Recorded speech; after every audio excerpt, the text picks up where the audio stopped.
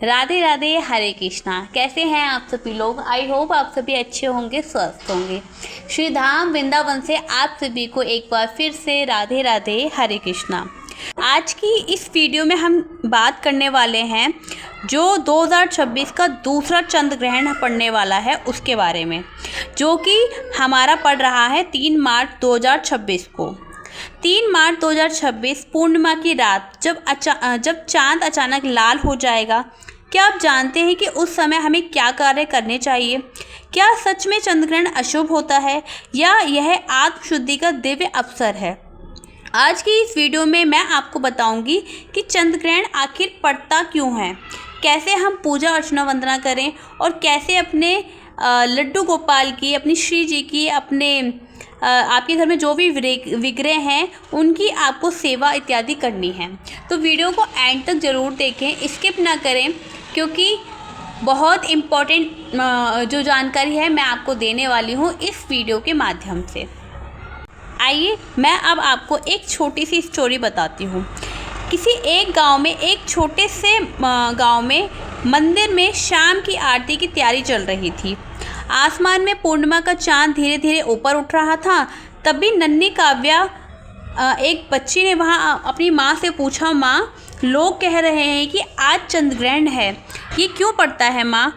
माँ मुस्कुराई और बोली, जब सूर्य, पृथ्वी और चंद्रमा एक सीध में आ जाते हैं और पृथ्वी की छाया चंद्रमा पर पड़ती है, तब चंद्रग्रहण होता है। यह प्रकृति की अद्भुत एक विचित्र घटना है, जो कि 3 मार्च 2026 को पूर्ण चंद्रग्रहण पड़ेगा, जब चांद कुछ समय के लिए लालिमा की तरह दिखाई देगा।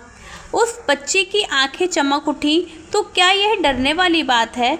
माँ ने सिर सहलाते हुए कहा, नहीं बेटा, यह डर का कोई ध्यान और साधना का समय होता है। यह डर का कोई भी डर नहीं है। चंद्रग्रहण पड़ता क्यों है? सूर्य प्रकाश देता है, पृथ्वी सूर्य के चारों ओर घूमती है, चंद्रमा पृथ्वी के चारों ओर घूमता है। जब पूर्णिमा के दिन पृथ्वी बीच में आ जाती है और उसकी छाया चंद्रमा पर पड़ती है, वही चंद्रग्रहण माना जाता है। वैज्ञानिकों के अनुसार हमारे शास्त्रों में इसे आत्मशुद्धि का अवसर भी बताया गया है। ग्रहण से पहले हमें क्या क्या कार्य करने चाहिए? माँ ने पूजा की थाली सजाते हुए काव्या, उसकी बेटी का नाम था, काव्या को समझाया। सूतक काल का ध्यान रखना चाहिए। ग्रहण से लगभग 9 घंटे पहले सूतक काल लग जाता है। इस दौरान आपको भोजन पहले ही बना लेना चाहिए। खाने की चीज़ों में तुलसी दल का प्रयोग करना चाहिए, यानी कि तुलसी का जो पत्ता है वह डाल देना चाहिए। मंदिर के जो पट हैं वह आपको बंद कर देने चाहिए। आजकल सभी घरों में हमारे श्री लाला विराजमान हैं, यानी कि हमारे जो लड्डू गोपाल है छोटे से, वो सभी घरों में विराजमान हैं। अब ग्रहण के समय बड़ी ही समस्या आती है कि किस प्रकार से उनकी पूजा की जाए। तो काव्या के घर में लड्डू गोपाल विराजमान थे। माँ ने कहा, ग्रहण की शुरू होने से पहले इन्हें स्नान कराना चाहिए, स्वच्छ वस्त्र पहनाने चाहिए, भोग लगा के पर्दा लगा देना चाहिए। ग्रहण के दौरान उन्हें विश्राम भी देना चाहिए। मंदिर का कपड़ा ढक दें। क्या भगवान भी विश्राम करते हैं? ऐसा उसकी बच्ची ने अपनी माँ से प्रश्न किया। माँ बोली, हाँ बेटा, जैसे हम प्रकृति के नियमों का पालन करते हैं, वैसे ही सेवा में भी मर्यादा रखी जाती है। तो इस प्रकार से आपको अपने जो लाला हैं उनकी सेवा आदि करनी है। ग्रहण के हमें समय क्या करें? रात आने लगी थी। चांद पर धीरे धीरे छाया आने लगी। माँ ने दीपक जलाया और बोली, मंत्र जाप। सबसे इम्पोर्टेंट है कि आप चंद्र ग्रहण जब, मतलब कोई सा भी ग्रहण आप पढ़ रहा हो, तो आप उस समय आपको क्या करना है, जो भी आपको मंत्र याद हो आप उस मंत्र का जप करना है। आप ओम नमः शिवाय ओम का जप कर सकते हैं, ओम चंद्राय नमः का कर सकते हैं। जो महामंत्र है हमारा, हरे कृष्णा कृष्ण कृष्ण हरे हरे, हरे राम राम राम हरे हरे, इस महामंत्र का आप जाप भी कर सकते हैं। और ओम नमो भगवते वासुदेवाय नमः, इस मंत्र का जाप कर सकते हैं। ओम नमो भगवते वासुदेवाय, इस मंत्र का निरंतर जाप कर सकते हैं। इस मंत्र का जाप करने से आपको श्री हरि विष्णु जी की कृपा प्राप्त होती है। और जैसे कि हमारे प्रेमानंद बाबा जी कहते हैं, आपको राधा राधा राधा राधा नाम का भी आप जाप कर सकते हो। एक बार राधा नाम लेने से कहते हैं राधा नाम बड़ा ही सुखदाई। तो आप इन मंत्रों में से किसी भी मंत्र का जाप कर सकते हो ग्रहण के दौरान। ग्रहण के समय हमें किया गया जाप कई गुना फलदायी माना जाता है। जो ग्रहण के समय पूजा आदि की जाती है, कहते हैं वो बहुत ज़्यादा ही फलदायी मानी जाती है। हमें ध्यान रखने वाली कुछ बातें हैं, जैसे कि ज़्यादा शोर शराबा नहीं करना है, सॉन्ग्स नहीं सुनने हैं, आपको शांत रहना है, चंद्रमा की शीतलता का ध्यान करें, मन के नकारात्मक विचारों को जाने दें। क्या ना करें, जब ग्रहण पड़ता है तो हमें क्या कार्य नहीं करने चाहिए। भोजन नहीं करना चाहिए, बाल या नाखून नहीं काटने चाहिए।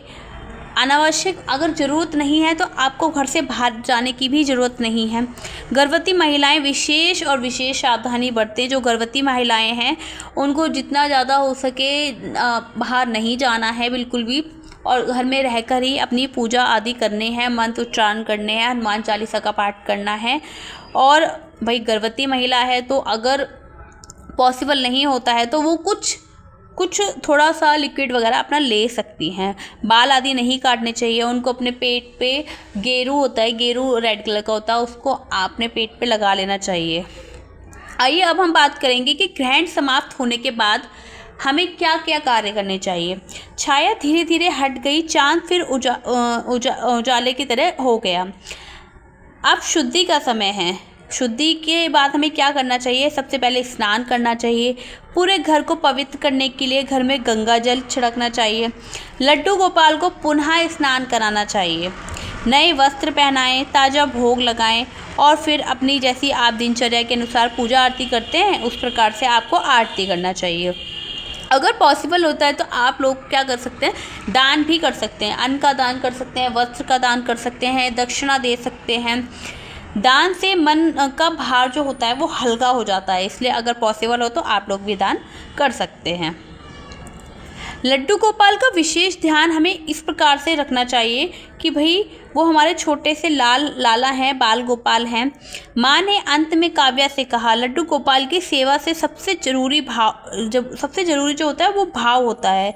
उन्हें अकेला ना छोड़ें, उन्हें अपने मन से, अपने तन से लगा कर रखें। ऐसा स्मरण करें कि वो हमारे पास ही है, हमारे बिल्कुल नगीच में ही है, हमारे पास है। उन्हें बिल्कुल भी अकेला महसूस ना होने दें। सेवा में प्रेम से करें। जो सेवा आप कर रहे हैं वह प्रेम से आपको करनी है, डर से नहीं।